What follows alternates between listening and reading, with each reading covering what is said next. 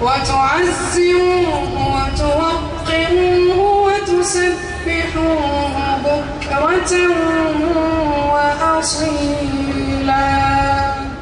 ثورة 25 من يناير مشروع تبنته جماعة الإخوان المسلمين منذ ما يقرب من 20 عاما، ولكن الاستبداد السياسي وقف حائلا دون تنفيذ الفكرة.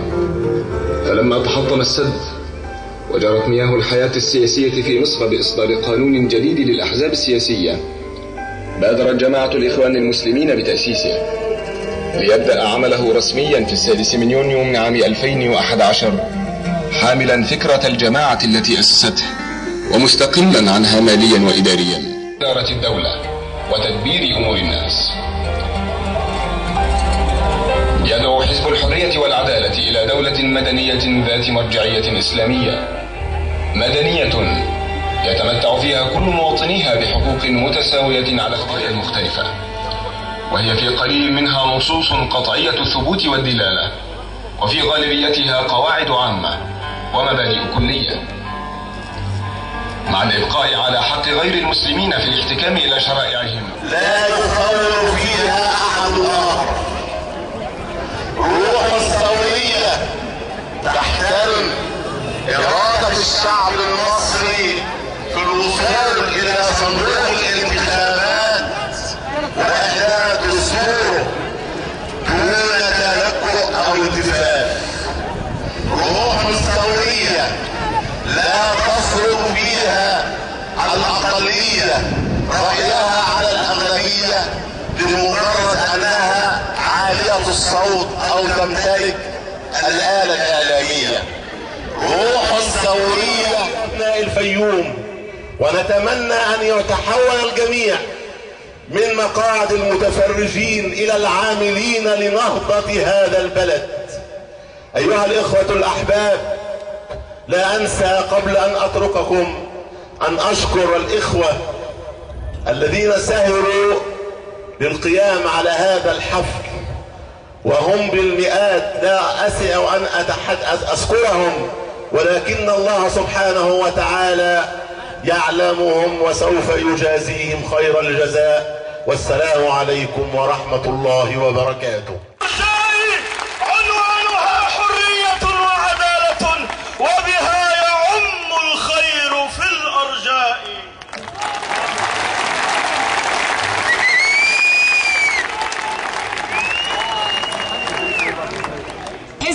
الحرية والعدالة ان هم يبقوا عالمات وعلماء، عشان ما نجأش كل العلماء والعاملات اللي هم بيحبوا مصر بيطلعوا بره مش بيلاقوا مناخ كويس هنا في مصر ان حد يتبناهم. فامنا في الله عز وجل، وايديكم في ايدينا، لان احنا بنقول احنا مش هنقدر نعمل حاجه لوحدينا.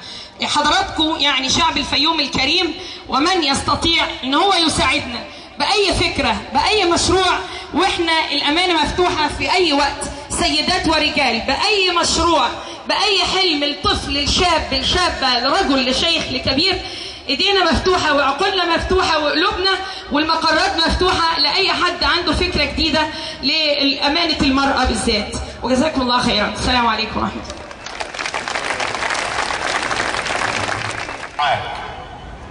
وبعضنا يشعر بالخوف لأنه يرى حجم ما يثار في وسائل الإعلام والتضخيم الذي يحدث لبعض الانفلات هنا أو هناك، ولكننا نقول إننا على يقين بأن الله جل في علاه الذي حرس هذه الثورة ورعاها، وبالتالي أصبحت كما قال أحد الكتاب إنها ثورة وما رميت ولكن الله رمى. هذا حق، هذا الإله القادر رعايته تلاحظنا كل يوم، وعنايته معنا باستمرار، منه نستمد العون وعليه نتوكل وبه نستعين وبهداه نهتدي وبشرعه نستقيم، ولذلك نتفاءل بالمستقبل على ثقة بهذا الشعب العظيم، هذا الشعب الذي توحد في لحظة تاريخية نادرة، فأدرك أن سر قوته في وحدته وأن سر ضعفه في تفرقه. هذا الشعب الذي أيقن على مدار 100 سنة أن كل حلم تبدد بسبب انعدام الحريات وغياب الديمقراطية. وأنا أريد أن أقول الآن إن حزب الحرية والعدالة يرحب بعضوية هذه الآلاف وأكثر من هذه الآلاف ليكونوا جنودا في مسيرة سهر الليالي التعب من أجل هذا الوطن. تعالوا معنا لنتقاسم الأعباء، لنتقاسم الهموم، لننهض بهذه البلاد. تعالوا معنا نتفق ونختلف في جو من الود والاحترام، نتحالف أو نتنافس في جو في إطار الدستور والقانون. نقول لهم لسنا في خصومة مع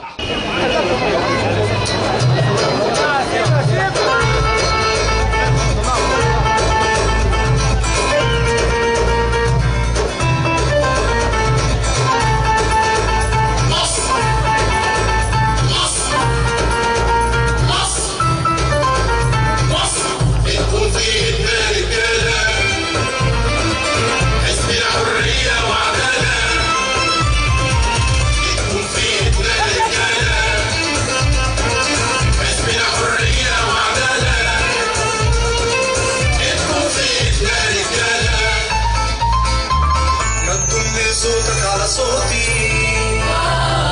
ويلا نبني الخل مصر، تنفس حقوقك وحقوق